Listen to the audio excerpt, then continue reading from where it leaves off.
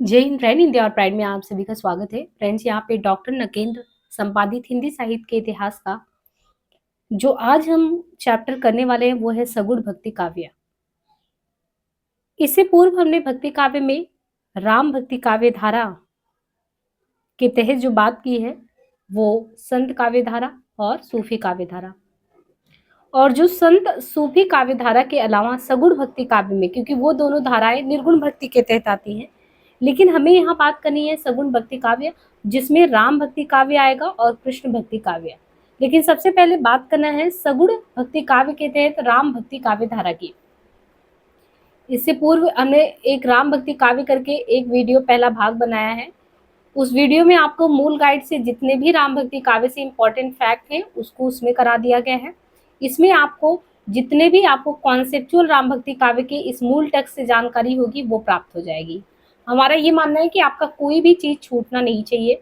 इस बार हमने बहुत बदलाव किया है अपनी स्ट्रेटजी में कि आपको क्वेश्चन भी सॉल्व कराते रहें, यहाँ पे इस तरीके से मूल टेक्स्ट भी कराते रहें।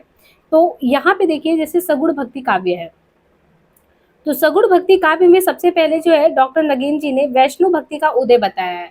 जबकि मूल जो गाइडें होती है उनमें आपको डायरेक्ट बता दिया जाता है कि हाँ वैष्णव भक्ति कहाँ से आया, कैसे प्रसार हुआ, तथ्यात्मक जानकारी, लेकिन उसके पीछे का आप कहानी नहीं जान पाते।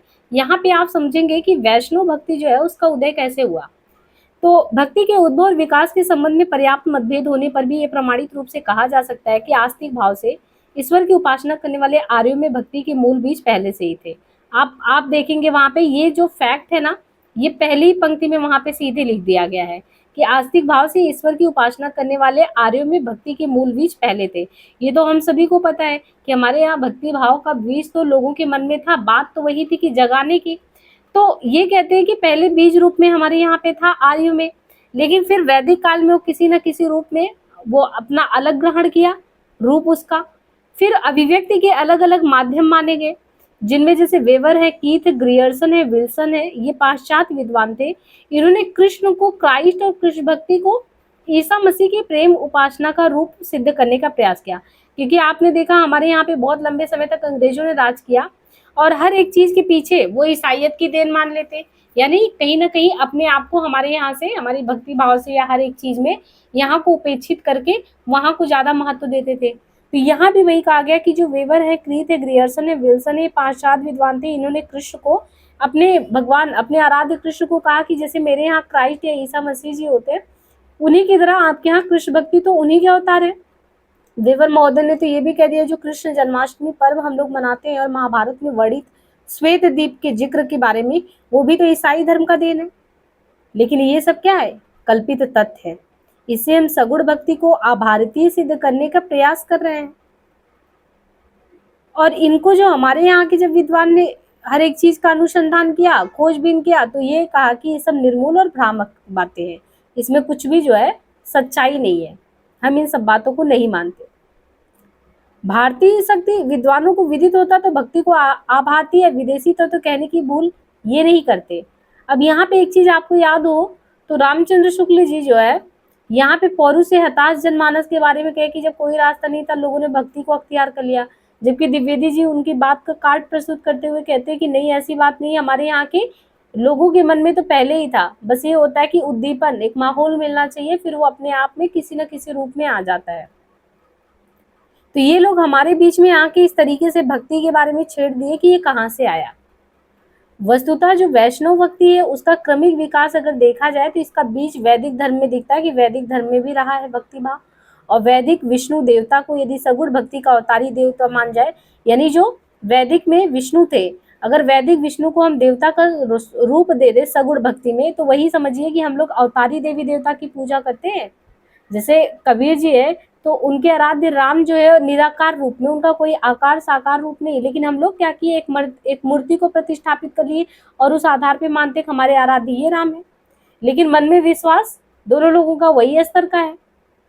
तो यही कहते हैं कि जैसे भक्ति भावना वैदिक धर्म में था वही अवतारी देवता हम मान लेते हैं। और किंतु जो वैदिक विष्णु थे, वैदिक काल में जो विष्णु थे और भागवत धर्म, उनके स्वीकृत विष्णु देवता में भेद माना जाता है। यानी वैदिक वाले जो विष्णु थे वो और जो भागवत धर्म के विष्णु है वो अलग है।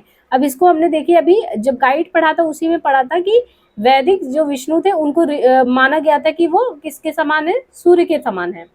और भागवत धर्म के जो विष्णु है वो स्वीकृत विष्णु देवता में भेद माना गया है, क्योंकि भागवत धर्म जो है इसका उदय माना जाता है ईसा से 4 से 5 सदी पहले हो गया था। और मध्ययुगीन भक्ति जो है, मध्ययुगीन जो भक्ति है जिसको हम लोग 1400 से 1700 मानते हैं, उसके मूल आधार में विष्णु है, और जो विष्णु है वो राम और कृष्ण। तो विष्णु देवता ना तो पाश्चात्य प्रभाव की उपज है, ना रागन होगा भक्ति के उसे है, बल्कि ये भागवत पांचरात और सातवत मतों का उल्लेख जो महाभारत में बहुत विस्तार से उपलब्ध है, इन्हीं मतों के विकास मध्य युद्ध में हुए थे। और पाश्चात्य विद्वानों को विदित होना चाहिए कि जो वैदिक विष्णु देवता है उनको यदि मध्ययुगीन विष्णु का रूप नहीं मानते, तब भी भागवत धर्म में स्वीकृत विष्णु तो ईसा मसीह से 5000 वर्ष पहले है। तो आपने कैसे इसको ईसा मसीह से जोड़ के देख लिया। भागवत धर्म के पुनर्गठन ईसा पूर्व दूसरी शताब्दी में हुए, जिसके फलस्वरूप यूनान देश के निवासी हेलियोडोरस, हमने पहले ही बताया, ये सब हमने गाइड में पढ़ लिया, हेलियोडोरस ने कैसे भागवत कहने में अपने को गर्व अनुभव किया, और इसी के चक्कर में उसने वासुदेव के रूप में विष्णु का उल्लेख भी किया। गुप्त सम्राट भी अपने को परम भागवत कहने में गौरव मानते हैं। अब एक चीज आपको हो सकता है बहुत अच्छा लग रहा हो, अगर आपने वो वीडियो पढ़ा हो तो उसमें आपको लगेगा कि देखिए जो मूल गाइडें बनती हैं वो इसी तरीके से पुस्तकों से जो तथ्य है निकाल के बनता है। यहाँ पे क्या है कि आपके कॉन्सेप्ट थोड़े और अच्छे से क्लियर हो जाएंगे। इसको ब्रॉड पर्सपेक्टिव से दिया गया है, वहाँ पे टू द पॉइंट निकाल के दिया गया है। तो अब आपको ये आत्मसंतोष रहेगा कि हम डॉक्टर नगीन के मूल टेक्स्ट को भी पढ़ लिए, हम गाइड भी पढ़ लिए, अब तो कुछ बचा ही नहीं है। तो इन्होंने कहा कि ये जो गुप्त काल में विष्णु के अवतारों की केवल चर्चा ही नहीं, पूजा अर्चना भी होती थी। इसी समय के अभिलेखों में विष्णु के वासुदेव, नारायण, इन रूपों की भी चर्चा होती थी। सगुण भक्ति साहित्य में अनुराग पूरक, माधुर भाव मंडित अभिव्यक्तियों को देखकर एक दूसरे का भ्रम भी ये हुआ। प्रेम, राग और श्रृंगार के साथ दैन और कार्पण्य की उक्तियां यहाँ देखने को मिली। निर्गुण निराकार ब्रह्म की उपासना से दूर हटकर यहाँ पे हम सगुण भक्ति भाव में डूबे। और उस समय की राजनीतिक परिस्थितियां ऐसी थी जिससे लोग खिन्न होकर, उद्विग्न होकर भगवान की शरण में जाने को आतुर थे। सॉरी, देखिए जो 1400 से 1700 का समय है, आप इतिहास के परिप्रेक्ष्य में जाएं। 11वीं सदी से जिस तरीके से भारत पे आक्रमण पे जैसे बार बार हमारे यहाँ पे आक्रमण हुआ तो लोग खिन्न हो गए, और राजनीतिक दासता अर्थात मुगल शासकों की साम्राज्य स्थापना के बाद हिंदू जनता एक प्रकार का लाचार महसूस करती, यानी लाचारी महसूस करती, परवस्ता और निराशा में जब डूब गई तो उसके पास यही लगा कि हमारे ईश्वर के अलावा कोई नहीं है। फलता राम हो या कृष्ण, इनको सगुण रूप में ये लोग मान के, अवतारी भगवान मान के अपने पास रखने लगे। त्रस्त पीड़ित और हिंदू जनता रक्षा के लिए उन्हें पुकारने लगी, और इन सगुण उपासक, यानी सगुण मतलब गुण के साथ अपने ईश्वर भक्ति, अपने आराध्य को पूज्य भाव में ये भक्त कवियों ने नाथ पंथी या जो निर्गुण पंथी कभी है उनको अनुसरण नहीं किया, क्योंकि वो निराकार की बात करते, वो निराकार इन्हें नहीं समझ में आता। तो ये अपने आराध्य विष्णु भगवान को अपना आराध्य बनाया, उनके रूप, शील, गौड़, सौंदर्य, गुण, सौंदर्य आदि के मनोहारी चित्र अपने पास रखे और उसी में ये तल्लीन हो गए। तो इस प्रकार के वर्णनों से परोक्ष रूप से यही धारणा है कि राजनीतिक दासत्व से जब लोग पीड़ित थे, उनको शांति चाहिए थे, वो किसी को अपने आराध्य देव को अपने दुख में ये मानते कि हाँ वही सहायक है, तो उन्होंने पूजना शुरू कर दिया, और इस तरीके से भक्ति भाव सगुण रूप में ज्यादा ही प्रसारित हुआ। सगुण भक्ति के प्रबल प्रवाह का एक अन्य कारण भी और भी निकल के आता है कि कुछ विद्वान ये मानते हैं कि जो बौद्ध और जैन धर्म है, बौद्ध और जैन धर्म को इन्होंने कहा कि वो नास्तिक ठहरा देने के बाद अद्वैतवाद का प्रचार हुआ, यानी बौद्ध और जैन को नास्तिक ठहरा दिया गया तो अद्वैतवाद का, यानी कोई दूसरा ही इसका प्रचार हुआ। और शंकराचार्य इस सिद्धांत के प्रबल पोषक है कि अहम ब्रह्मास्मि, और वो कहते हैं सर्वम खलिनम ब्रह्म। इनके आधार पर संसार को झूठा बता दिया, क्षणभंगुर है। अब ये सब बातें, बहुत बड़ी बड़ी बातें, सामान्य जनमानस को नहीं समझ में आने वाली। कहा ब्रह्मास्मि सर्वम खलिनम ब्रह्म, तो ये कहते हैं कि संसार जो आपको दिख रहा है, ये आसपास सब क्षणभंगुर है, नष्ट हो जाने वाला है, सब साथ कुछ भी नहीं जाने वाला। अज्ञानी और निरक्षर ब्रह्मवाद भी पैदा हो गए।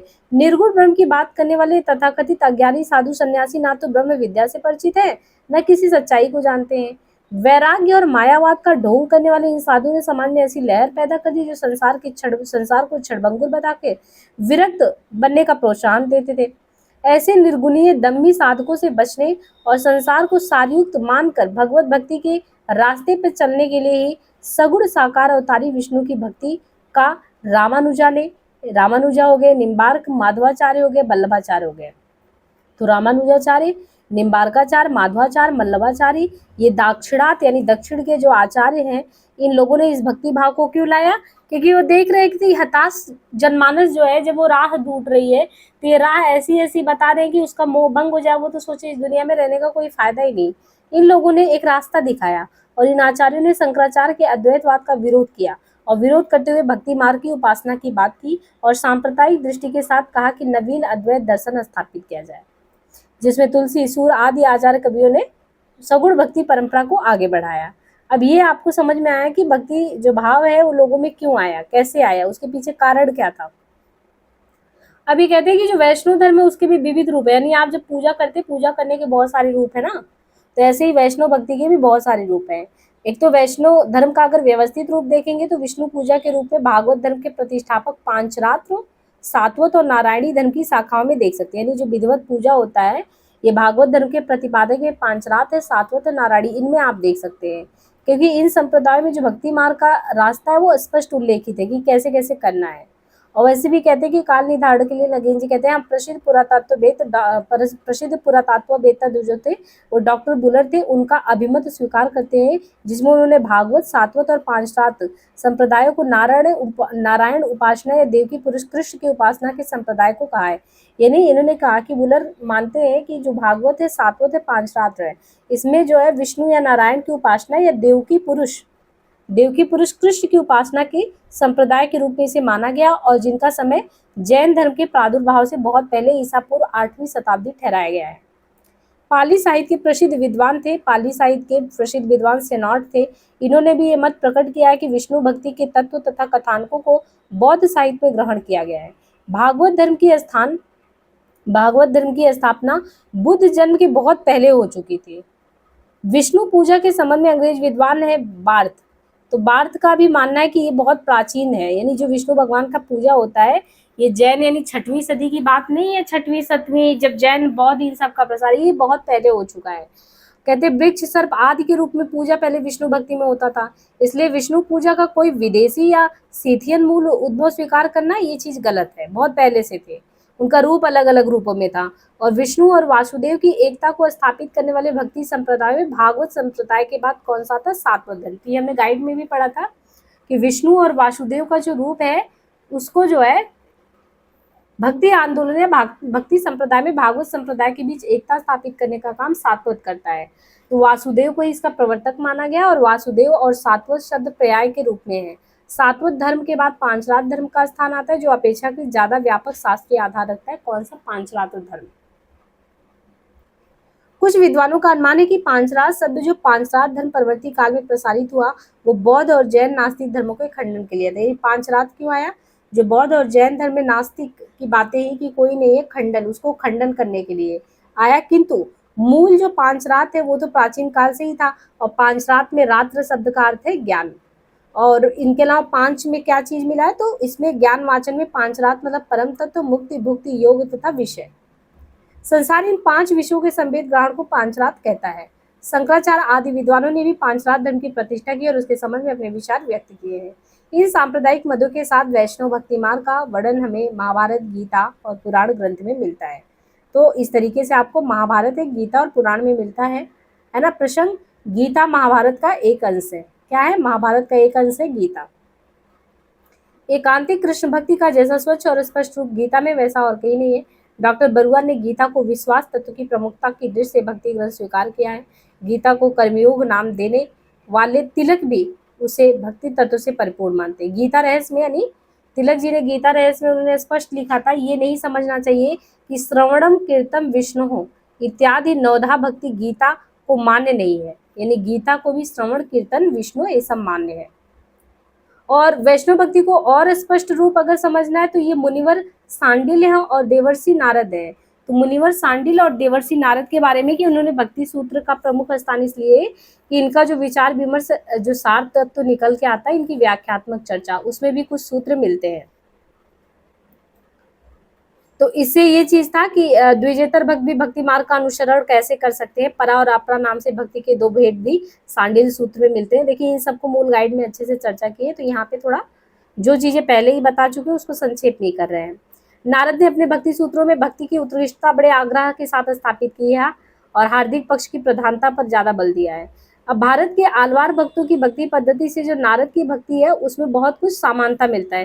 यानी जैसे आलवार संत भक्ति भाव में डूबे वैसे ही नारद की भक्ति सूत्र में बहुत कुछ मिलता है। क्यों? क्योंकि यहाँ पे देखिए, इसी कारण कुछ विद्वानों ने रागानुगा भक्ति का उस दक्षिण में माना कि रागानुगा भक्ति कहाँ से आया? दक्षिण से।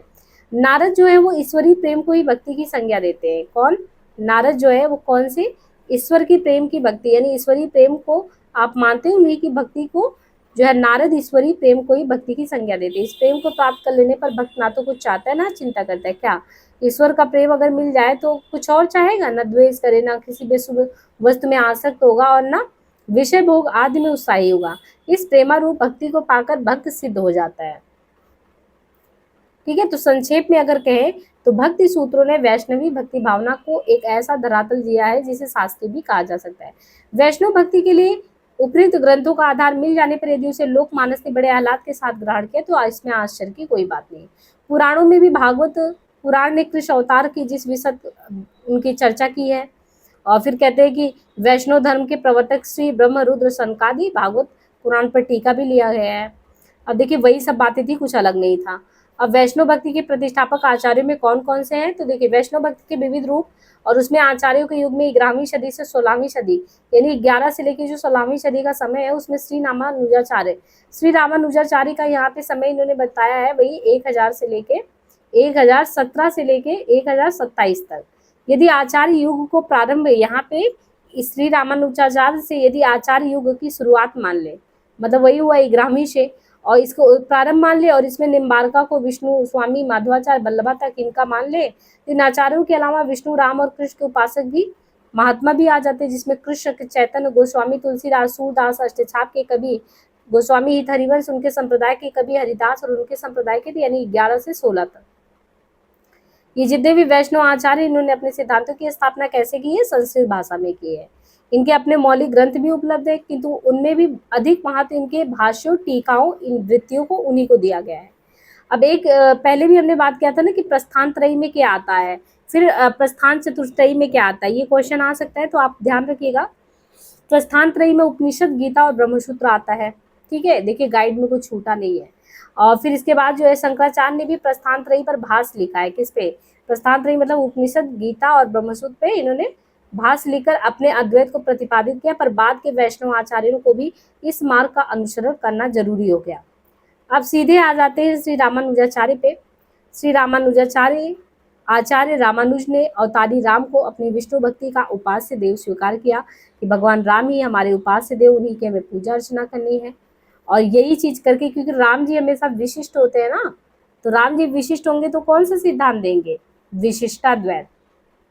तो श्री रामानुजाचार्य जो है ये विशिष्टाद्वैत सिद्धांत, क्योंकि सिद्धांत बहुत पूछता है, बहुत कंफ्यूजन होता है, तो ये चीज आपको ध्यान रखिए कि राम विशिष्ट है, तो रामानुजाचार्य ने विशिष्टाद्वैत सिद्धांत दिया। उनके मानने के अनुसार पुरुषोत्तम ब्रह्म सगुण और सविशेष है। एक तो वो सगुण भी है और सविशेष है, और इनके अलावा भक्तों पर अनुग्रह करने के लिए वो 5 रूप धारण करते हैं। कौन 5 रूप धारण करता है? भक्तों पर अनुग्रह करने के लिए 5 रूप धारण कौन करता है? इनके विशिष्ट द्वैत सिद्धांत के तहत जो पुरुषोत्तम ब्रह्म है वही। और कहते हैं कि भक्ति ही मुक्ति का साधन है। कौन कहता है? रामानुजाचार्य कहते हैं। कहते हैं हमारे प्रभु जो है, एक तो वो विशिष्ट, ये विशिष्ट द्वैत सिद्धांत देते हैं। इसके बाद ये कहते हैं कि हमारे जो प्रभु हैं वो 5 रूप धारण करते हैं, और जब 5 रूप धारण करते हैं तो इन्हीं में अर्चावतार राम की गणना होती है। कौन सी गणना? इसी में अर्चावतार राम की गणना होती है। भक्ति ही मुक्ति का साधन, भक्ति ही मुक्ति का साधन है। तत्वमसी सत्र का अर्थ भी उन्होंने सगुण उपासना के दास्य भाव के आधार पर तत् यानी उनका, त्वम मीन्स तू, असि मीन्स सेवक है, ऐसा किया है। तो उन्होंने जीव और ब्रह्म को शेष शेषी और संबंध स्थापित किया, यानी जीव शेष यानी दास और ब्रह्म शेषी यानी स्वामी। भगवान की शरण में कैंकर्य भाव से प्रस्तुत होकर, कौन से भाव से? भगवान की एक तरीके से भक्ति में भगवान की शरण में कैंकर्य भाव से प्रस्तुत होकर जीवात्मा अपना कल्याण कर सकती है, अगर लेकिन कैंकर्य भाव से। और दार्शनिक स्तर पर यही सिद्धांत विशिष्ट द्वैत कहलाता है, और इस संप्रदाय को श्री संप्रदाय भी कहते हैं। तो विशिष्ट संप्रदाय भी कहते हैं और श्री संप्रदाय भी कहते हैं। इस संप्रदाय का प्रबल प्रभाव रामानंद स्वामी पे पड़ा। हिंदी के वैष्णव कवियों में तुलसीदास जो थे वो भी बहुत ही ज्यादा इससे प्रभावित हुए। तो रामानुजाचार्य से रामानंद भी प्रभावित हुए और तुलसीदास भी हुए। इसके बाद जो है श्री माधवाचार्य का नाम आता है। श्री माधवाचार्य जिनका समय दिया है यहाँ पे 1199। इनका जन्म वही दक्षिण भारत के बेलीग्राम में हुआ था। दक्षिण भारत के कर्नाटक कर्नाटक में बेलग्राम पड़ता, वहाँ पे मध्वाचार्य का हुआ था। और वेदांत में पारंगत होने पर भी संन्यास लेने पर इनका नाम आनंद तीर्थ रखा गया। ये क्वेश्चन आ सकता है कि किसका कौन से भक्ति आचार्य में नाम है आनंद तीर्थ। मध्वाचार्य को जो है मध्वाचार्य को आनंद तीर्थ भी कहा जाता। भारत की यात्रा पर आने पर ये बद्रिका आश्रम गए और वहाँ वेद व्यास से शालिग्राम की 3 मूर्तियां लेकर आए। यही अपने शिष्यों की सुविधा के लिए इन्होंने 8 मंदिरों का निर्माण किया। किसने? मध्वाचार्य ने। और फिर वैष्णव भक्ति के प्रचार में लग गए। मध्वाचार्य ने अद्वैत का घोर विरोध किया। अद्वैतवाद मतलब जो शंकराचार्य ने कहा अद्वैत यानी ये संसार तो मिथ्या है, जो भी है परम ब्रह्म सत्य है। और यहाँ तक जो हम लोग हैं ना, हम लोग जो अपने आप को एक अस्तित्व का अंश मान रहे हैं, हम सब भी झूठे ही हैं। मध्वाचार्य ने शंकराचार्य के अद्वैतवाद का खंडन किया कि ये बात सही नहीं है और इनका दार्शनिक मत था नहीं द्वैतवाद, दूसरा तो है कोई। तो मध्वा क्या कहते हैं? मध्वाचार्य कहते हैं द्वैतवाद। आपको ये ध्यान रखना है शंकराचार्य के अद्वैत का खंडन किसने किया? मध्वाचार्य ने। तो उन्होंने अद्वैत काटा, उन्होंने कहा अद्वैत मतलब कोई दूसरा नहीं, ये बात गलत है, कोई तो है दूसरा। तो इनके मन में ये था कि भगवान विष्णु 8 गुणों से उपేत है और सर्वोच्च सत्ता है। जगत सत्य है। जो चीज उन्होंने क्या कहा था, शंकराचार्य ने कहा जगत झूठा है, इन्होंने कहा नहीं नहीं गलत बात, जगत सत्य है। ईश्वर और जीव का भेद, जीव का जीव से भेद, जड़ का जीव से भेद वास्तविक है। यानी ये जो जगत है संसार सही है, पर संसार में एक जीव के अंश के रूप में जो हम आए हैं, हमें ये नहीं पता कि हमारा जो है मूल जो अंश है हम कहाँ से निकल के आए और इस जगत में क्यों भ्रमण करने आए। दिक्कत तो यहाँ पे है ना। तो इसलिए समस्त जीव जो है उस जो जगत है ये झूठा नहीं है, जैसे वो कह रहे हैं कि शंकराचार्य अद्वैत कहते झूठा है, झूठा नहीं है। जगत सही है, ईश्वर भी सही है और जीव भी सही है, लेकिन ईश्वर और जीव में एक भेद है। ईश्वर नहीं जान, जो जीव वो नहीं जान पा रहा हम किसके अंश है और हमको कहाँ पे जाके विलीन होना है। और जो ये अंतर है जड़ का जीव से भेद वास्तविक है। समस्त जीव जितने भी जीव हैं वो हरि के अनुचर है। सब किसके हैं? हरि के अनुचर है, यानी सबको हरि का अनुकरण करना, कोई दूसरा नहीं है। जीवन स्वभावतः अल्प शक्ति और अल्प ज्ञान संपन्न है। एक बात तो माननी पड़ेगी ना, हम लोगों को लगे अगर कि हमको बहुत ज्यादा पढ़ने लिखे आ गया, हम बहुत चीज जान गए, गलत है आपकी सोच। जीव स्वभावता क्या होता है? जीव स्वभावता अल्प शक्ति और अल्प ज्ञान से भरा है। अल्पज्ञ जीव जो है वो सर्वज्ञ विष्णु के अधीन रहकर, यानी जब आपने को दिखाओगे कि हम कम जानते हैं तो अपने काने खुले रखोगे थोड़ा सा समझने के लिए, और जब आपको लगेगा कि मेरा खुद का पेट भरा है हम क्यों देखें दूसरी तरफ, तो कुछ ज्ञानार्जन होगा नहीं। तो ये कहते हैं कि जीवों में तारतम्य रहता है, संसार दशा में नहीं मोक्ष दशा में भी रहता है। अपने वास्तविक सुख की अनुभूति ही मुक्ति है। जिस दिन आपको वास्तव में किसी भी काम में, कोई भी चीज में वास्तव में आनंद आ रहा हो, वही अनुभूति ही मुक्ति है। और मुक्ति का सर्वश्रेष्ठ साधन क्या है? सर्वश्रेष्ठ साधन यहाँ पे देखें तो अमुखा भक्ति है। वेद का समस्त तात्पर्य विष्णु ही है।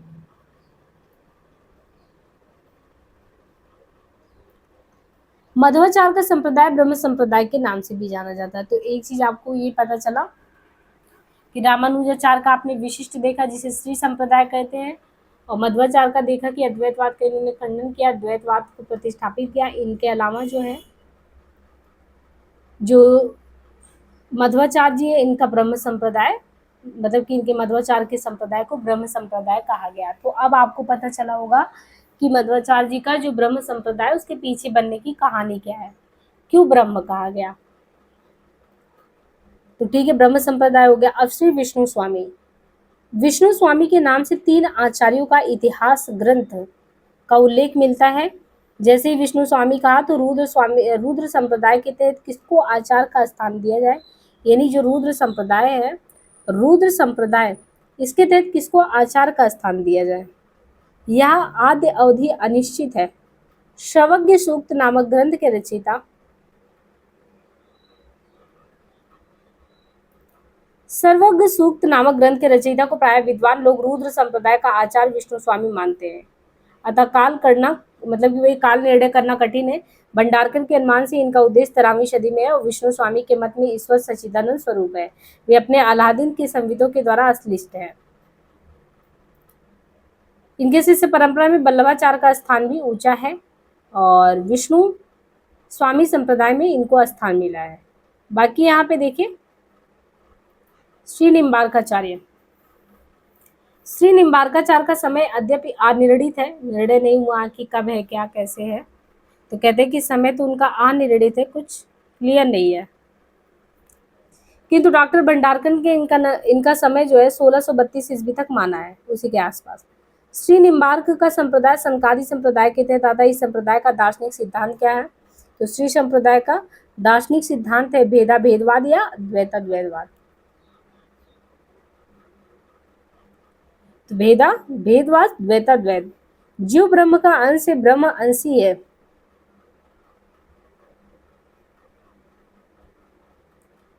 यहाँ पे ये कहते हैं ना कि जीव जो है एक ऐसी अवस्था में वो भेद से ब्रह्म के साथ भिन्न भी है, अभिन्न भी है। जीव ब्रह्म का अंश भी है, ब्रह्म अंशी भी है। जीव अणु अल्पज्ञ है, भक्ति ही मुक्ति का साधन है। विष्णु अवतार रूप कृष्ण ही उपास्य है। राधा कृष्ण की युगल उपासना का विधान रूप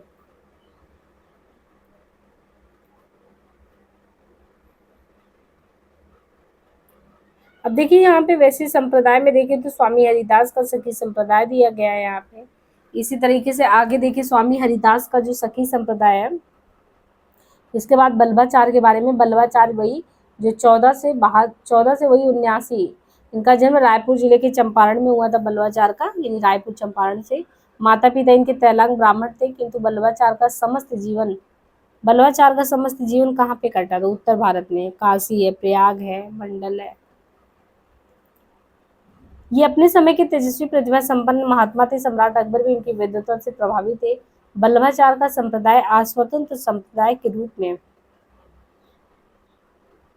विख्यात है, किंतु मूलतः इसका संबंध विष्णु स्वामी संप्रदाय से ही स्थिर किया जाता है। श्री वल्लभाचार्य का जन्म यहाँ पे देखिए रायपुर के जिले में चंपारण जो स्थान है वहां पे बताया गया, और तैलंग ब्राह्मण थे।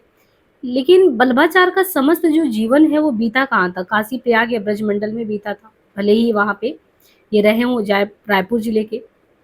अपने समय के तेजस्वी प्रतिभा संपन्न महात्मा थे ही वल्लभाचार्य, और सम्राट अकबर भी इनकी विद्वता से बहुत ही प्रभावित हुए। वल्लभाचार्य का संप्रदाय आज स्वतंत्र संप्रदाय के रूप में विख्यात है, किंतु मूलतः इनका संबंध जो है वो विष्णु स्वामी संप्रदाय से ही स्थिर किया जाता है। दार्शनिक दृष्टि से इस संप्रदाय का सिद्धांत जो है वो शुद्ध अद्वैत है।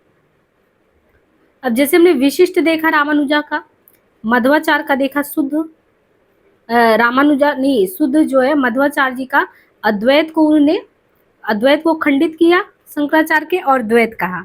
लेकिन जो वल्लभाचार्य जी हैं जिनको कहा जा रहा है कि विष्णु स्वामी संप्रदाय से स्थिर है इनका संप्रदाय, ये कहते नहीं, वल्लभ जी ये कहते हैं कि नहीं, शुद्ध अद्वैत होगा भी कोई तो वो शुद्ध है, यानी ब्रह्म जो है माया से सर्वथा अलिप्त अर्थात शुद्ध है। ब्रह्म यानी ईश्वर। देखिए यहाँ पे आप शंकराचार्य जी का जब अद्वैत समझेंगे तो शंकराचार्य जी कह दिए कि जगत नाम तो कुछ मतलब ही नहीं, मिथ्या है, जो भी है ब्रह्म है। तो जब विशिष्ट संप्रदाय के साथ, विशिष्टाद्वैत के साथ, यानी राम विशिष्ट है, इनको लेके चलते हैं, तो रामानुजाचार्य तो अपने प्रभु इष्ट को विशिष्ट मानते हैं।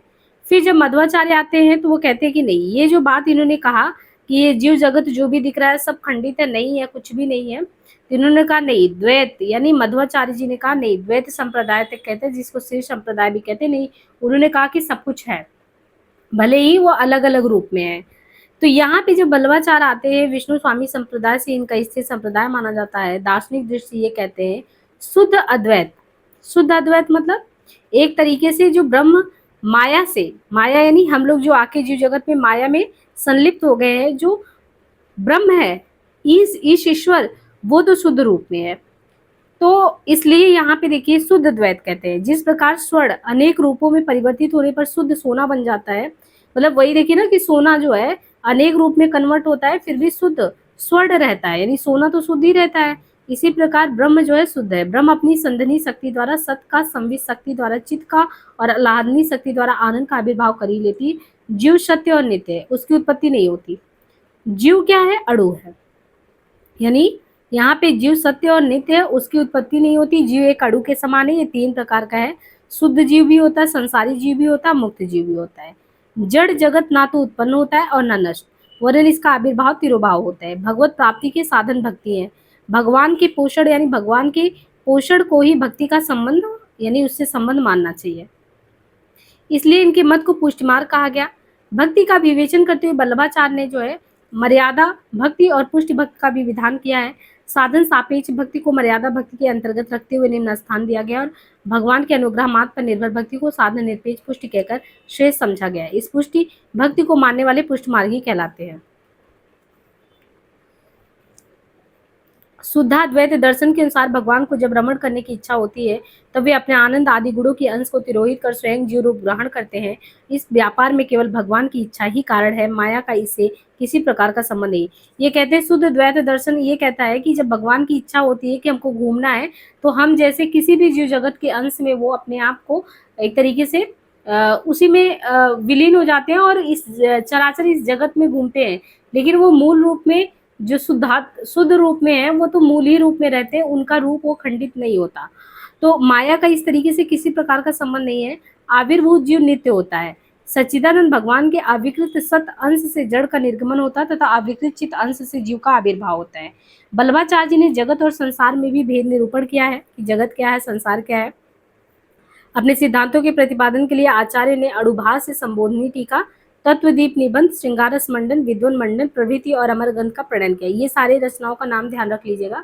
वल्लभाचार्य जी का क्या क्या है? अणुभास से है, संबोधनी टीका है, तत्वदीप निबंध है, श्रृंगारस मंडन है, विद्वन मंडन है, ये उनके अमर ग्रंथ हैं। वल्लभ संप्रदाय के प्रचार प्रसार में जो है वल्लभाचार्य के पुत्र गोस्वामी विट्ठलनाथ का योगदान उल्लेखनीय है। वल्लभ संप्रदाय के लिए जो इनके पुत्र विट्ठल ने बहुत मेहनत की, वे अपने पिता के समान तेजस्वी प्रतिभाशाली थे। उनका प्रभाव भी तत्कालीन मुगल शासकों पर भी रहा विट्ठलनाथ का, और ब्रज मंडल में वैष्णव धर्म की रक्षा के लिए उन्होंने बहुत सारे काम किए। वल्लभ संप्रदाय को सुव्यवस्थित रूप से उत्तर तक पहुंचाए। फिर गुजरात राजस्थान में भी प्रचार का श्रेय उनको जाता है। इस संप्रदाय की सेवा पद्धति इतनी व्यवस्थित है कि उसका अनुसरण समकालीन अन्य संप्रदायों में भी हुआ। गोस्वामी विट्ठलनाथ जी ने अपने 7 पुत्रों को 7 नगरों में पूजा सेवा के लिए भेजा था। पुष्टमार्गी भक्ति पद्धति को देशव्यापी किसने बनाया? विट्ठलनाथ ने बनाया। हिंदी के वल्लभ संप्रदायी कवियों को दीक्षा देकर अष्टछाप की स्थापना इन्होंने की। अष्टछाप के 8 कवियों में 4 इनके पिता गोस्वामी वल्लभाचार्य के और 4 जो है किसके थे? गोसाई विट्ठलनाथ के थे। अब जो है आचार्यों की इस परंपरा द्वारा वैष्णव भक्ति का साहित्यिक एवं सांस्कृतिक दोनों दृष्टि से उन्नयन हुआ और वैष्णव भक्ति का प्रसार हुआ। तो इस तरीके से सगुण भक्ति के उत्कर्ष का ये युग हिंदी साहित्य में भी स्वर्ण युग कहलाता है। अब वैष्णव भक्ति का वैशिष्ट्य देखें तो वैष्णव भक्ति का वैशिष्ट्य अनेक रूपों में समाज में दिखता है कि कैसे वैष्णव भक्ति वाले प्राणी मात्र के प्रति प्रेम रखते हैं, स्नेह रखते हैं, और वैसे भी भक्ति का संबंध हमेशा हृदय से होता है। और अगर हृदय से भक्ति का संबंध है तो समस्त मानव जाति के हृदय में भक्ति भाव होगा। तो गरुड़ ध्वज की स्थापना करने वाला जो ग्रीक शासक का दूत हेलियोडोरस इसी उदार दृष्टि से वैष्णव भक्त बन गया था। वेशनगर का शिलालेख द्वारा ये तथ्य भी पुष्ट होता है। अहिंसा वैष्णव धर्म का दूसरा तत्व है। एक तो प्राणी मात्र के प्रति प्रेम, दूसरा अहिंसा, हिंसा नहीं करनी है। अहिंसा को जीव दया के रूप में बौद्ध और जैनाचार्यों ने बाद में इसी चीज को ग्रहण किया। तो ये सब कहाँ से आया? भक्ति से आया। फिर भक्ति भाव ही वैष्णव धर्म ही आगे चल के कला और संस्कृति को आगे बढ़ाया। देव विग्रह को सुंदर रूप में जनमानस तक पहुंचाया। चित्रकला पर भी इसका प्रभाव देखने को मिलता है। तो ये इसकी विशेषताएं हैं वैष्णव धर्म की। फिर आचार तथा रसिक कवियों ने भक्ति रस की स्थापना में भी आनंद लिया। और यदि वैसे भी जो वैष्णव भक्ति इसका उदय ना होता तो भक्ति को रस के रूप में स्वीकृति मिलना असंभव था। फिर वैष्णव भक्त कवि द्वारा भक्ति, श्रृंगार, वीर, करुण आदि रसों के द्वारा श्रेष्ठ साहित्य की रचना भी हुई, है ना। तो ये सारी चीजें इसी के धरोहर के रूप में है। अब यहाँ से राम भक्ति काव्य, अभी तो आपको सगुण भक्ति काव्य के संबंध में जो है वो बताया जा रहा था। भूमिका एक तरीके से बांधा गया, कहाँ से भक्ति भाव आया, क्या हुआ, कैसे हुआ। अब यहाँ से स्पेशली राम भक्ति शुरू हो रहा है। प्रागैतिहासिक से आधुनिक युग तक आप मर्यादा पुरुषोत्तम रामचंद्र के शील, शक्ति एवं सौंदर्य से, व्यक्तित्व से उनके बहुत ज़्यादा मतलब जिस रूप में हम लोगों के सामने आया है वो बिल्कुल अनुकरणीय रहा है। तो ऐसे में राम काव्य परंपरा के उद्भव विकास का अनुशीलन करने वाले विद्वानों में राम जी को उत्तर वैदिक काल के दिव्य पुरुष के रूप में माना जाता है, क्योंकि वेदों में कुछ स्थल पे राम शब्द का उल्लेख तो हुआ है, लेकिन उसका अर्थ दशरथ पुत्र राम नहीं, वो अन्य व्यक्ति से लगाया गया है। और जो प्रमाण मिलते हैं उसमें वाल्मीकि रामायण को आदि काव्य माना जाए तो रामकथा का मूल स्रोत वही है, आदि वाल्मीकि रामायण। पाश्चात्य विद्वानों ने इसका रचना काल 11वीं सदी से लेकर तीसरी सदी ईस्वी पूर्व तक माना है। तो 11वीं सदी ईस्वी से लेकर ईस्वी पूर्व के मध्य माना है। जर्मन विद्वान थे स्लेगन, इन्होंने रचना काल में 11वीं शताब्दी तथा डॉक्टर माकोबी 8वीं माने, कीथ 4वीं शताब्दी, विट्रिंगन ने फिर ऐसे ही माना है। तो ये सब तो कोई बहुत ज्यादा मतलब नहीं है। विद्वानों के अनुसार रचना वैसे महात्मा बुद्ध के अवतार से पहले हो चुका था, महात्मा बुद्ध के अवतार से पूर्व, क्योंकि इसमें गौतम बुद्ध के अवतार का उल्लेख नहीं आता। बाकी वाल्मीकि रामायण के दाक्षिणात्य, गौड़ी और पश्चिमोत्तरीय, ये जो 3 पाठ उपलब्ध है, कौन कौन से वाल्मीकि रामायण में, दाक्षिणात्य, गौड़ी, पश्चिमोत्तरी, ये 3 पाठ जो है इनमें देशकाल के व्यवधान के कारण पर्याप्त भिन्नता है। इस आदि काव्य में राम का चित्रण उदात्त और असाधारण गुणों से संपन्न दिखाया गया है। वाल्मीकि रामायण की कथा, वाल्मीकि रामायण की कथा महाभारत में भी अनेक स्थलों पर विविध प्रसंगों में आरण्यक, द्रोण और शांत वर्ग में वर्णित है। वाल्मीकि रामायण की कथा कहाँ पे है? महाभारत में देखिए तो अनेक स्थलों पर आपको देखने को मिलेगा वाल्मीकि रामायण की कथा। अब महाभारत में भी अनेक स्थलों पे कहाँ? आरण्यक में, द्रोण में और शांतिपर में।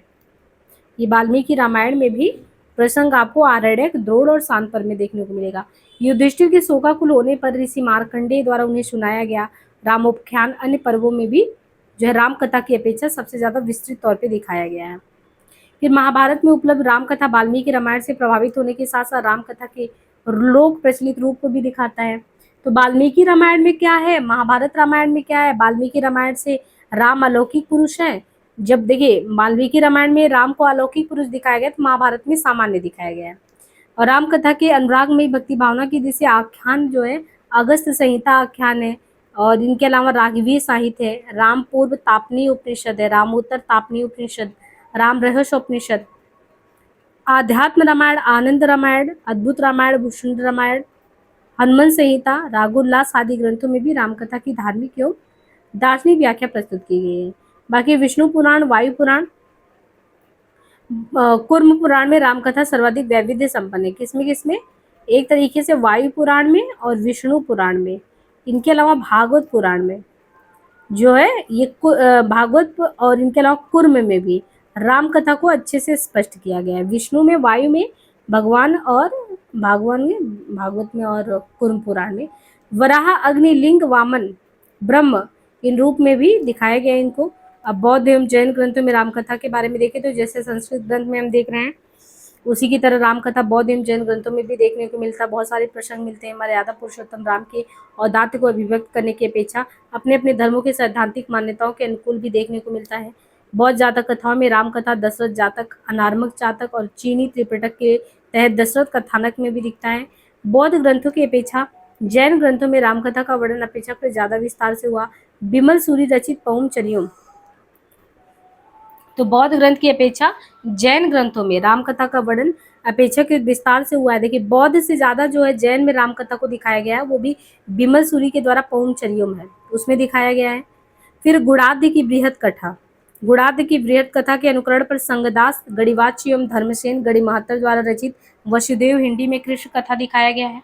इसी तरीके से जैन ग्रंथ की इसी परंपरा में आगे बढ़ेंगे तो भुवन तुंग सूर्य प्रणीत सियाचरियम तथा रामचरियम, रविशेण कृत पदमचरी तथा गुणभद्र रचित उत्तर पुराण भी उल्लेख है।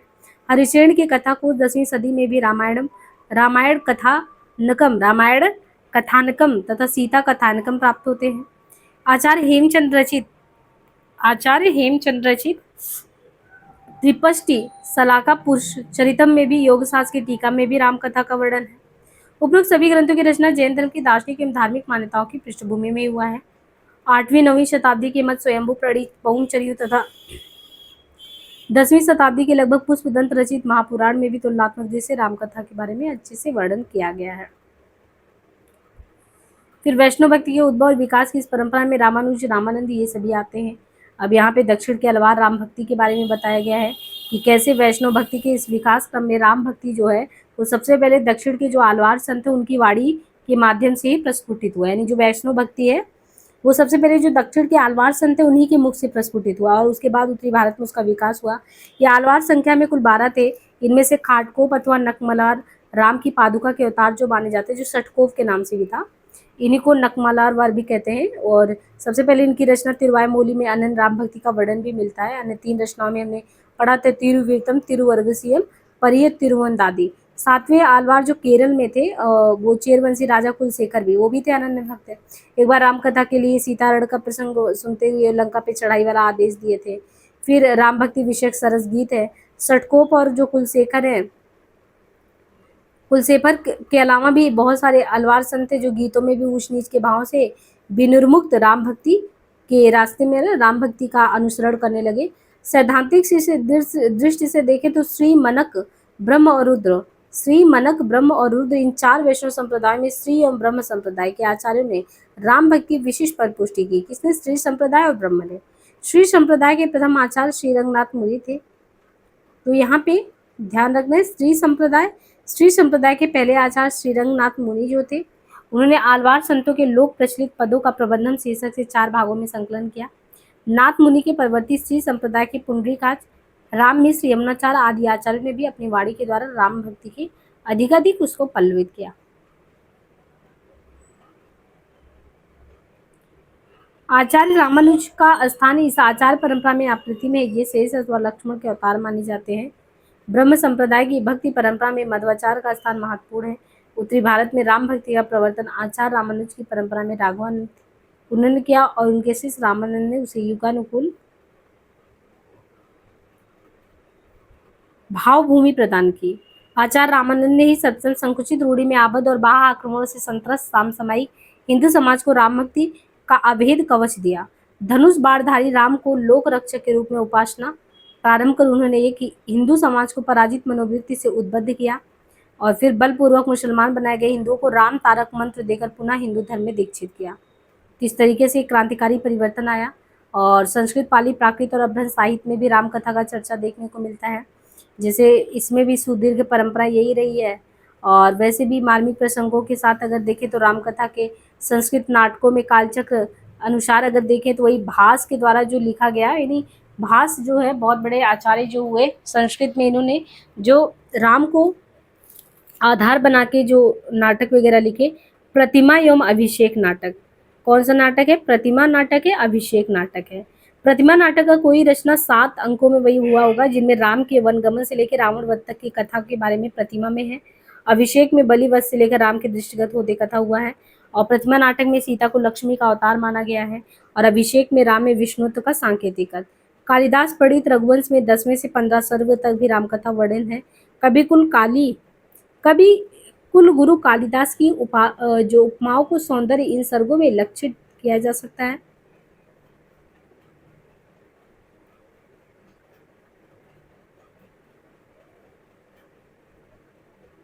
तो यहाँ पे आप देखिए कि ये पूरा जो है हमने देखा कि किस तरीके से था। और ऐसे ही 8वीं सदी में भी आप देखो तो भवभूति प्रणीत महावीर चरित, यानी भवभीत के द्वारा महावीर चरित, उत्तर रामचरित, नाटकों में भी महावीर चरित में विवाह से लेकर राम के राज्याभिषेक तक कथा को 7 अंकों में बांटा है।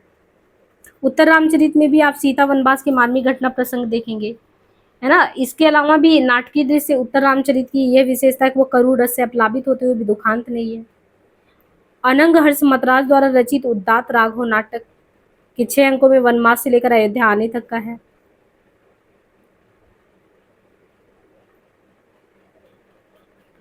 कुमारदास प्रणीत जानकी हरण रामायण के प्रथम 6 कांडों पर जो है, कुमारदास प्रणीत जानकी हरण रामायण के प्रथम 6 कांडों पर आधारित 25 सर्गों का महाकाव्य है।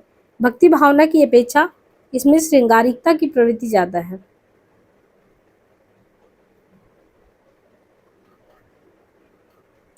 और 11वीं सदी के पूर्व में जो है दिग्नाग रचित कंदमाला नाटक भवभूतिकृत उत्तर रामचरितमानस, इनसे प्रभावित इस नाटक में सीता वनवास से लेकर राम सीता पुनर्मिलन तक की कथा के बारे में भी है। देखिए कुछ रचनाओं के नाम है यहाँ पे देख लीजिए जो रचनाएं पूछी जा सकती हैं। जैसे राम काव्य के अलावा साकल्यमल रचित उधार राघव, वामन भट्ट वाडम, अभिनव बाण भट्ट रचित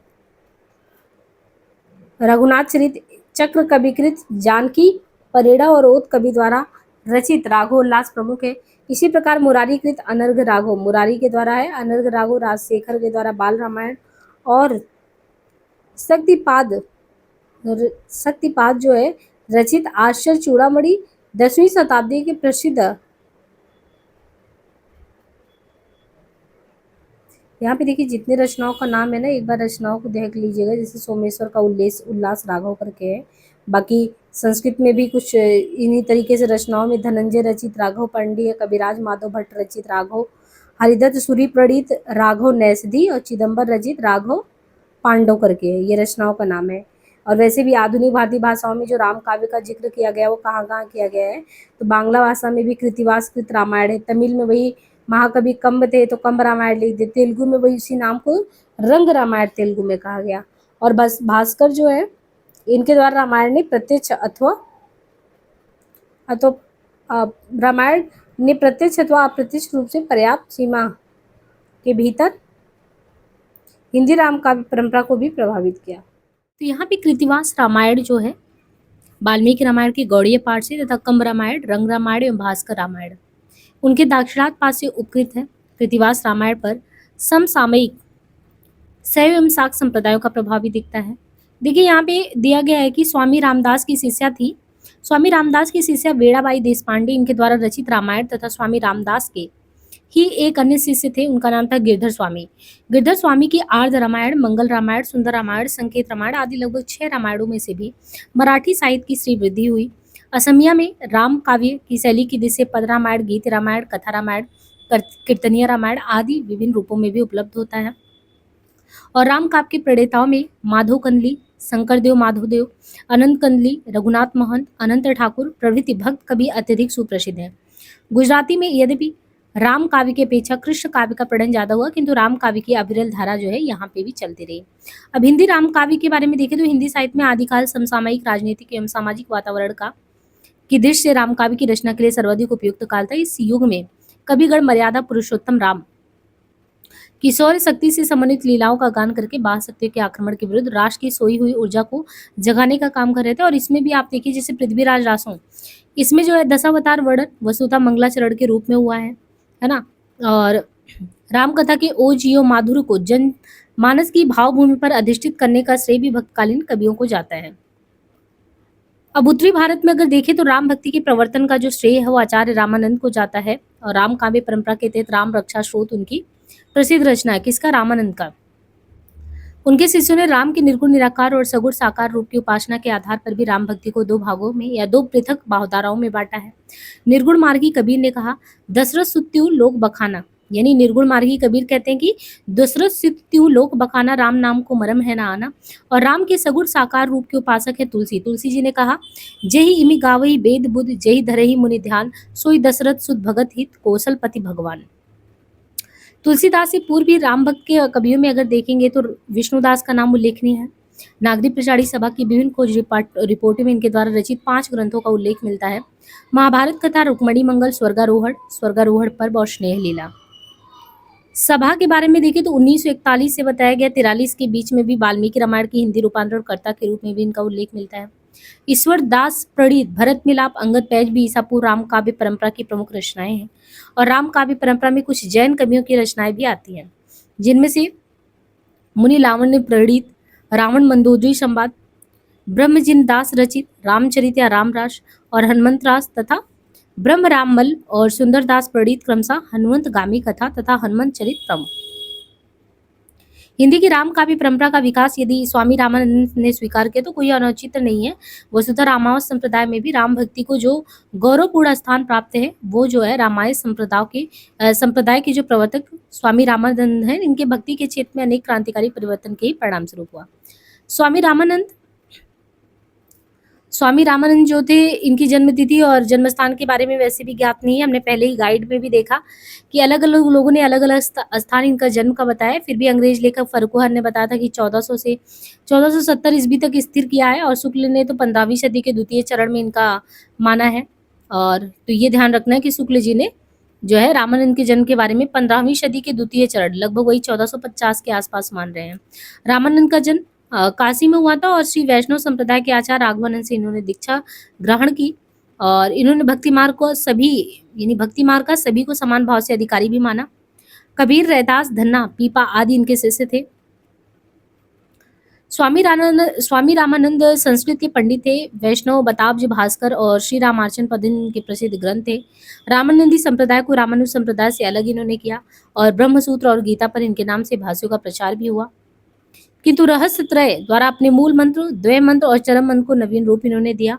मुक्ति का साधन एक ही परम पदार्थ को मानते हैं, भक्ति है। भक्ति एक ही रास्ता है जो आपके लक्ष्य वहां तक ले जा सकती है। और रामानंदी वैष्णव की एक शाखा योग साधना में विश्वास रखने के कारण अपना वैशिष्ट बनाए रखने के लिए सगुणोपासना से कुछ हटकर तपसी शाखा के नाम से इन्होंने योग परक सिद्धियों के प्रचार किए। किलेदास के बारे में सुनते हैं ना, वो इसी शाखा के साधक है, तपसी शाखा के। बाकी एक आरती बहुत ही प्रसिद्ध है हनुमान जी की। आरती कीजिए हनुमान लला की, दुष्टलन रघुनाथ कला की। इसके लेखक कौन है? यही है। और जो इनका राम रक्षा स्रोत है, राम रक्षा स्रोत में हमें ये पद देखने को मिलता है। और इसके बाद अग्रदास। अग्रदास अगर देखें तो स्वामी रामानंद की शिष्य परंपरा में अग्रदास आते हैं। राम भक्त कवि अग्रदास हुए और कृष्णदास पैहारी यानी कृष्णदास पैहारी से इन्होंने दीक्षा लेकर शिष्यत्व ग्रहण किया। तो रामानंद की शिष्य परंपरा में ये भी आते हैं, लेकिन इनके गुरु है कृष्णदास पैहारी अग्रदास के। जयपुर के गलता नामक स्थान पे इनका गद्दी स्थापित हुआ और बाद में इनके भी शिष्य हुए। अग्रदास के समय के बारे में बताएं तो वही है लगभग 1556। इसके लगभग इन्होंने जो है कुछ रचनाएं इनकी जो है पूछी जाती है एग्जाम में, जैसे ध्यान मंजरी किसका है, अष्टयाम क्या है, राम भजन मंजरी, उपासना बावनी, पदावली, वो सब इन्हीं की रचनाएं हैं। हितोपदेश भाषा भी इनके द्वारा ही प्रणीत है। इनकी भाषा ब्रज है और उनमें प्रवाह के साथ परिष्कार भी है। अलंकारों का अच्छा सा पद योजना है। इनको शास्त्रीय साहित्य का बढ़िया ज्ञान भी था। एक यहाँ पे उदाहरण दिया गया है, कुंडल ललित कपोल जुगल अस परम सुदेशा, तिनको निरखि प्रकाश लजत राकेश दिनेशा। तो कुंडल ललित कपोल जुगल अस परम सुदेशा। अग्रअली नाम से ये प्रसिद्ध थे। अग्रदास स्वयं को क्या मानते थे? जैसे जानकी जी सीता जी के फ्रेंड यानी सीता जी की सहेली अग्रअली। और इसकी वजह से देखिए रसिक भावना से ओतप्रोत होके इनका जो है रसिक संप्रदाय स्थापित किए। अष्टयाम अथवा रामाष्टयाम करके इनकी सर्वप्रमुख रचना भी है, यानी अष्टयाम या रामाष्टयाम। इसमें सीता वल्लभ राम की दैनिक लीलाओं का भी चित्रण है और राम के ऐश्वर्य रूप की झांकी इन लीलाओं में दिखता है। नाभादास प्रणीत अष्टयाम भी अग्रअली जी की इस रचना से प्रभावित है। ईश्वर दास के बारे में बात करें, ईश्वर दास की जन्मतिथि, उनकी प्रसिद्ध कृति सत्यवती कथा के रचना काल 1501 के आधार पर अनुमित है। तो 1501 ईश्वरदास। सत्यवती कथा इनकी रचना के बारे में है और युवावस्था में जो है कहते हैं सत्यवती कथा की रचना यदि कभी ईश्वरदास ने युवावस्था में ही की होगी तो उनका जन्म अगर देखें तो 1480 के आसपास लगभग माना जाएगा। और इनकी राम कथा से संबंधित रचना जो है ईश्वरदास का भरत मिलाप करके है, जिसका उल्लेख काशी नागरी प्रचारी सभा की खोज में देखने को मिलता है। और ईश्वरदास के बारे में और भी है कि इनकी जो अन्य रचना है वो अंगद पैच करके है, जिसमें रावण की सभा में अंगद के पैर जमकर डट जाने की बीररसपूर्ण वर्णन मिलता है। गोस्वामी तुलसीदास जो है इनके जीवन वृत्त के बारे में अंतः साक्ष्य एवं बाह्य साक्ष्य के आधार पर विद्वानों ने विभिन्न मत दिए हैं। बेनी माधव प्रणीत मूल गोसाई चरित। तो तुलसीदास जो है बैसाच के आधार पर देखें तो बेनी माधव प्रणीत मूल गोसाई चरित तथा महात्मा रघुवर दास रचित तुलसी चरित। तो एक हो गया बेनी माधव दास प्रणीत मूल गोसाई चरित, दूसरा महात्मा रघुवर दास द्वारा रचित तुलसी चरित। इसमें गोस्वामी जी का समय वही बताया गया है, कितना है तो 1500 कितना वही 54 के आसपास बताया गया है। और बेनी माधव जी की रचना में गोस्वामी जी की जन्मतिथि श्रावण शुक्ला सप्तमी इसका भी उल्लेख है। इस संबंध के अनुसार इनकी आयु भी बताया गया कि कितना 126 127 वर्ष, जो कि बहुत स्वाभाविक लगता नहीं है। शिव सिंह सरोज में जो है मिर्जापुर के प्रसिद्ध राम भक्त पंडित राम गुलाब द्विवेदी ने जनश्रुति के आधार पर इनका जन्म बताया था वही कि 1589 के आसपास। और ग्रियर्सन भी इस जन्म संबत को मान्यता देते हैं। मूल गोसाई चरित और तुलसी चरित, मूल गोसाई और तुलसी चरित में इनका जन्म स्थान राजापुर बताया गया है। शिव सिंह सिंगर और राम गुलाब द्विवेदी भी राजापुर को गोस्वामी जी का जन्म स्थान मानते हैं। लाला सीताराम गौरी शंकर द्विवेदी, राम नरेश त्रिपाठी तथा डॉक्टर रामदत्त भरद्वाज सोरो को तुलसीदास जी का जन्म स्थान मानते हैं। मैं पुनि निज गुरु सन सुनी कथसो सूकर खेत, गोस्वामी जी की इस उक्ति को भी विद्वान प्रमाणिक मानते हुए सूकर खेत का अभिप्राय सोरो मानते हैं। आचार्य शुक्ल का अभिमत है कि सुकर खेत को भ्रम से सोरो समझ लिया गया। सुकर क्षेत्र गोंडा जिले में सरयू के किनारे एक पवित्र तीर्थ है। आचार्य हजारी प्रसाद द्विवेदी ने सोरो के पक्ष में दिए जाने वाले प्रमाण को बहुत महत्वपूर्ण नहीं दिया, मतलब बहुत महत्वपूर्ण नहीं माना। और जनश्रुति के अनुसार देखें तो गोस्वामी जी के पिता का नाम क्या था? आत्माराम दुबे और माता का नाम हुलसी था। वे पत्योजा के दूबे थे। तुलसी पराशर गोत दबे बती औजा के मिश्र बंधुओं ने इन्हें कान्यकुब्ज माना। मूल गोसाई चरित और तुलसी चरित के आधार पर आचार्य शुक्ल आदि ने इन्हें सरयू पारित ब्राह्मण माना। मातु पिता जग जाई तज्जो जन्म करम बिन विधियो सज्जो। बाबा नरहरि दास ने इनका पालन पोषण किया। दीनबंधु पाठक की कन्या रत्नावली, और इनके बारे में है कि लाज ना आई आपको दौरो आओ साथ मिली, तब इनकी भावधारा जो है, ये भी इनकी पत्नी ने जब इनको भर्त्सना की थी, जब ये नाराज होकर चले आए, और उसी समय से विरक्ति भाव अपना लिए थे। बाकी आप देखते हैं कि शुक्ल जी जो है 12 ग्रंथों के उल्लेख करते हैं इनके द्वारा तुलसीदास जी का, जिसमें 2 दोहावली है, कवित रामायण, गीतावली, रामचरित, रामाज्ञा, प्रश्नावली, विनय पत्रिका बड़े ग्रंथ है। तो बड़े में कौन है? विनय पत्रिका, पत्रिका लिखे। अगर कोई पत्रिका लिखेगा, प्रश्न पूछेगा, और रामचरितमानस तो ऐसे बड़ा है, तो आप ऐसे भी सोचो ना कि बड़े ग्रंथ कौन से हैं। अगर आप विनय के पद लिख रहे हो, पत्रिका लिख रहे हो, प्रश्न पूछ रहे हो, और दोहा उसमें लिख रहे हो, कवित लिख रहे हो, गीता लिख रहे हो, तो फिर ये समझ लो कि ये सब बड़े हैं। और रामलला नहचू है, पार्वती मंगल है, जानकी है। एक ये भी आपको ट्रिक बताया था कि ब्रज को कैसे ध्यान रखेंगे, नहीं जो ब्रज में लिखा है, तो जहाँ पे राम है, सीता है, पार्वती है, ये ज्यादातर रचनाएं ब्रज में है। तो रामलला नहचू, पार्वती मंगल, जानकी मंगल, बरवे रामायण, वैराग्य संदीपनी और कृष्ण गीतावली, इन सब में आपको लगे ये सारे छोटे ग्रंथ हैं। और शिव सिंह सरोज में जो है 10 और ग्रंथों के बारे में इनके बताया गया कि राम सस्यई, यानी शिव सिंह सरोज में और उल्लेख किया गया है कि 10 और ग्रंथ हैं। उनमें उन्होंने कहा कि 10 और ग्रंथों के नाम में राम सस्यई, संकट मोचन, हनुमान बाहु, राम सलाका, चंदावली, छप्पे रामायण, कड़खा रामायण, रोला रामायण, छूलना रामायण और कुंडलिया रामायण, ये सभी है। इन सभी रचनाओं में भाव वैविध्य गोस्वामी जी की सबसे बड़ी विशेषता एक और, तो उन्होंने नाथ पंथियों के प्रभाव से नष्ट होती हुई जनमानस की विश्वास में रागात्मिक प्रतियों को राम भक्ति के माध्यम से पुनः पल्लवित किया और दूसरी ओर रामकथा के विविध प्रसंगों को उठाया। वह सीधी सरल एवं सहज साध्य है, उनके राम सृष्टि के कड़कड़ में व्याप्त हैं। निगम अगम साहब सुगम राम सचीली चा अंबु असन और लोकीय सुलभ सबही संग मा। आगे तुलसी का समन्वयवाद उनकी भक्ति भावना में भी दिखता है। रामचरितमानस में उन्होंने राम और शिव को एक दूसरे का भक्त अंकित करके वैष्णव एवं शैव संप्रदायों को एक ही सामान्य भावभूमि पर रखा। आचार्य प्रसाद जी कहते हैं कि भारतवर्ष का लोकनायक तो वही हो सकता है जो समन्वय करने का अपार धैर्य लेकर चला हो। भारतीय जनता में नाना प्रकार की परस्पर विरोधी संस्कृतियां, साधनाएं, जातियां, आचार विचार और पद्धतियां तो प्रचलित है, और तुलसीदास स्वयं नाना प्रकार के सामाजिक अस्त्रों में रह चुके थे। उनका सारा काव्य ही समन्वय की विराट चेष्टा था। उसमें केवल लोक और शास्त्र का ही समन्वय नहीं, गृहस्थ और वैराग्य का था, भक्ति और ज्ञान का, भाषा और संस्कृति का। तो ये इस तरीके से इनके बारे में कहते हैं। और भाव वैविध्य के अनुरूप शैली वैविध्य भी गोस्वामी जी की विशेषता रही है। अपने समय में प्रचलित जो वीर गाथा की छप्पे पद्धति हो, विद्यापति और यानी विद्यापति और सूरदास की रीति पद्धति हो, गंग आदि भाटों की कवि सवैया पद्धति हो, नीति काव्यों की सुख पद्धति हो, प्रेमाख्यानों की दोहा चौपाई, यानी आपको एक एक चीज देखने को मिलेगा। प्रबंधसौष्ठव, चरित्र चित्रण, प्रकृति चित्रण, मतलब सभी चीजें। और एक खासियत तुलसीदास जी की ये रही कि उक्त वैचित्र उनकी प्रमुख विशेषता थी। एक उक्ति आप यहाँ पे देख भी सकते हैं, एग्जाम्पल में दिया है, मैं सुकुमारी नाथ वन जोगु तुम्ही उचित ताप मो कहाँ भोगो। अवधी और ब्रज दोनों ही भाषाओं का यहाँ पे प्रयोग गोस्वामी जी ने किया। फिर नाभादास, गोस्वामी तुलसीदास के समकालीन राम भक्त कवियों में नाभादास का नाम विशेष रूप से उल्लेखनीय है।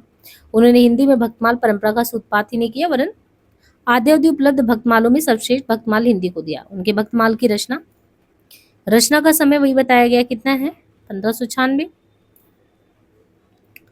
इसके आधार पर उनका जन्मकाल बताया गया 1570 के आसपास। नाभादास के भक्तमाल के अनुशीलन से यह स्पष्ट होता है कि उनको संस्कृत काव्यशास्त्र, छंदशास्त्र आदि का अच्छा ज्ञान था। उन्होंने भक्तों के परिचय में जिस समाज शैली का परिचय दिया वो उनके गंभीर चिंतन मनन का परिणाम है। नाभादास जी अग्रदास जी के शिष्य थे। रचनाओं में अष्टयाम, राम भक्ति विषयक बद उपलब्ध। अष्टयाम की रचना श्रृंगार पद्धति अथवा रसिक भावना को लेकर की गई है। आगे केशवदास का जन्म बताया गया यहाँ पे 1555 में, और मृत्यु अगर देखें तो 1600 वही 17 इसके आसपास हुआ। ओरछा नरेश महाराज राम सिंह के भाई इंद्रजीत की सभा में इनका अपने पांडित्य के कारण अत्यधिक सम्मान भी था। इनके द्वारा लिखे गए कितने ग्रंथ मिलते हैं केशवदास के साथ? कवि प्रिया, रसिक प्रिया, रामचंद्रिका, वीर सिंह चरित, विज्ञान गीता, रतन भावनी, जहांगीर जस चंद्रिका। और इनमें से जो रामचंद्रिका का समय है 1601 हिंदी राम काव्य के तहत आता है, एक विशिष्ट कृति है। बाकी वो कितने प्रकाश में लिखा गया, 39 प्रकाश में लिखा गया। और जो इनका प्रश्न रागो, हनुमान नाटक, अनग रागो, कादम्बरी और नैसर से ये प्रभावित प्रतीत होता है, उसको ध्यान रखना है। राम को काम कहाँ, रिपु जीते ही कौन, कबे रिपु जीते कहाँ। सेनापति के बारे में देखें तो इनका जन्मकाल बताया गया है कि वही 1500 अगर देखें तो 89 के आसपास। ये गंगाधर के पुत्र परशुराम के पौत्र और हीरामणि दीक्षित के शिष्य थे। और कवि रत्नाकर जो है इनकी रचना है, संवत 1706 में से सियापति पाए, इस तरीके से इनके बारे में देखने को मिलता है। अनुप्रास यमक अलंकारों का अच्छा प्रयोग किए हैं। अन्य राम भक्त कवियों में प्राणचंद चौहान, माधोदास, हृदय राम, नरहरि बाउट, लालदास और कपूर चंद, इनका उल्लेख है। प्राणचंद चौहान जो है इसमें इनके बारे में दिया है 1610 ईस्वी में रामायण महानाटक की रचना इन्होंने किए थे प्राणचंद चौहान ने। और जो शैली की दृष्टि से नाटक न होकर वस्तुतः संवादात्मक प्रबंध काव्य है। रामायण महानाटक जो है प्रबंध काव्य है। दोहा चौपाई की शैली का इसमें प्राधान्य है। संस्कृत के हनुमान नाटक का प्रभाव इस रचना पर आपको देखने को मिलता है। माधोदास चरण की 2 रचनाएं हैं, राम रासो और आध्यात्म रामायण। राम रासो की विशेषता रामकथा के संपूर्ण विस्तार में जाकर कवि द्वारा मुख्य घटनाओं के बारे में है। आध्यात्म रामायण 1624 पर संस्कृत की आध्यात्म रामायण का प्रभाव है। हृदय राम पंजाब के रहने वाले थे, उनके पिता का नाम था कृष्णदास। हनुमान नाटक इनकी प्रसिद्ध कृति है। नरहरि बारहट, नरहरि बारहट कृत पौरुषेय रामायण। नरहरि बारहट जो है ये कृत पौरुषेय रामायण राम काव्य परंपरा की एक प्रौढ़ कृति है, नरहरि बारहट का, जिसका रचनाकाल रामचरितमानस के कुछ पीछे ही है। पौरुषेय रामायण इसलिए कहा गया क्योंकि वाल्मीकि रामायण आर्ष ग्रंथ है। पौरुषेय रामायण वस्तुतः नरहरि कृत चतुर्विंशति अवतार चरित्र, जिसमें 21वें अवतार के तहत रामचरित का वर्णन है। कवि ने प्रमुखता वाल्मीकि रामायण को आधार रूप में ग्रहण किया। प्रमुखतः दोहा चौपाई पद्धति का अनुसरण करते हुए भी कवि ने कविता, सवैया, छप्पे, पद्धरी, भुजंग, प्रयात आदि अनेक छंद अपनाए हैं। भाषा राजस्थानी और ब्रज मिश्रित अवधि है। लालदास का अवध बिलास जो है 1643 में, और राम जन्म से लेकर वन गमन तक के बारे में यहाँ पे दिया है। ऐसे ही अवधी भाषा में लिखी हुई इसमें दोहा चौपाई शैली का प्रयोग करते हुए कपूर चंद त्रिखा गुरमुख लिपि में लिखित रामायण भी है। और कुछ कृष्ण भक्त कवियों द्वारा भी है, जैसे माधवाचार्य कृष्ण भक्त होते हुए भी राम तथा उनके सेवक हनुमान में अत्यधिक श्रद्धा रखते। इसी बात ही कृष्ण भक्त के विविध रूपों के प्रचारक बल्लभाचार्य, उनका भी अपना शुद्धाद्वैत दर्शन है। राम कथा विषयक विद्यापति के बारे में देखें, मीराबाई जी ने लिखा है। अनेक पदों में राम के प्रति अपनी अनुरक्ति भाव मीराबाई के पदों में भी देखने को मिलता है। सूर सागर के प्रथम और 9वें स्कंद में जो है रामकथा से संबंधित अनेक पद देखने को मिलते हैं। रामचरितमानस की भांति ये भी 7 कांड में जो है रामकथा का वर्णन करते हैं, है ना। और पुष्ट मार्गीय वार्ता साहित्य में नंददास के बारे में, वो भी उनके बारे में भी शुरुआत में वो राम भक्त थे। इसके अलावा परमानंद, गोविंद स्वामी, निम्बार्क संप्रदाय के तहत रसिक साक्य के प्रवर्तक परशुराम देव तो राम के निर्गुण और सगुण दोनों रूप के प्रति अनुरक्त हैं। रघुनाथ चरित तथा दशावतार चरित के सगुण लीला रूप का भी वर्णन देखने को मिलता है। दशावतार चरित में भी देखने को मिलता है। अब यहाँ से आप देखेंगे कि कृष्ण भक्ति काव्य जो है ये शुरू हो जाता है, यानी कृष्ण भक्ति काव्य के बारे में पढ़ना है, तो वो हमारा नेक्स्ट टॉपिक होगा। हम राम भक्ति काव्य जो है वो यहाँ पे समाप्त कर चुके हैं, तथ्य भी और जो है तथ्य के साथ कॉन्सेप्ट भी। तो आज के लिए इतना ही, और उम्मीद है कि ये जो है आपको सेशन बहुत ही यूजफुल लग रहा होगा। जल्दी हम जो है गद्य साहित्य शुरू करने वाले हैं, लेकिन हाँ आप लोगों से ये रिक्वेस्ट है कि ये ज़्यादा से ज़्यादा लोगों तक जो है पहुँचना चाहिए। आज के लिए इतना ही, धन्यवाद।